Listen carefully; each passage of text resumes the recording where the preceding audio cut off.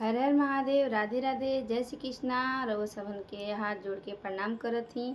सभी गुरु भाई गुरु बहना के और सभी हमारे यूट्यूब परिवार के हाथ जोड़ के प्रणाम करती। रवो सबन कैसन बानी, आशा करत ही अच्छा होखम, मस्त होखम और स्वस्थ होखम। तो आप सबन के बीच में एक गीत लेके आयल बानी, अगर अच्छा लगी तो लाइक शेयर जरूर करम। तो सुनावत ही आप सबन के कमेंट में जरूर बताएब कि आप सबन के हमार गीत कैसा लगन।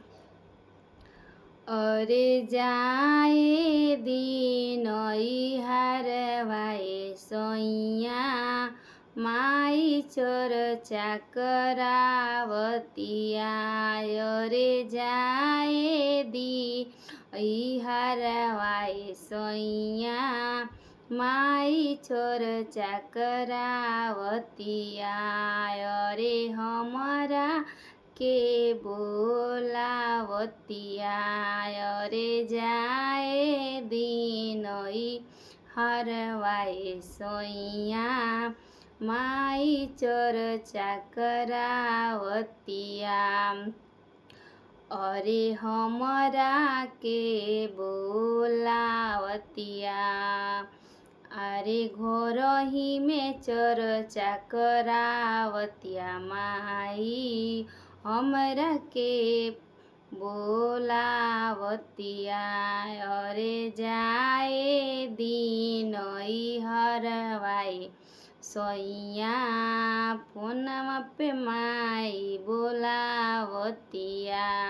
अरे जाए दिन हरवाए सोइया, भाई चर्चा करावता।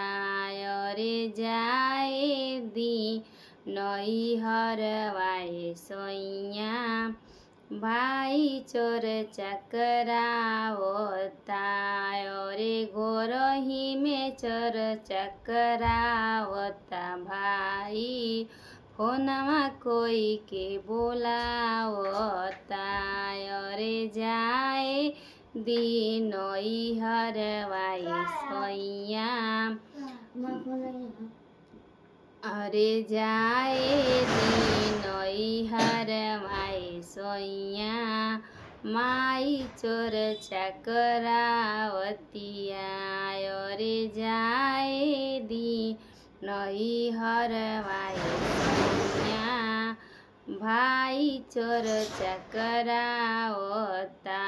अरे गोरही में चर्चा करावता, भाई फोनमा कोई के बोलावता। अरे जाए दिन हरवाए सोइया, माई चर्चा करावतिया।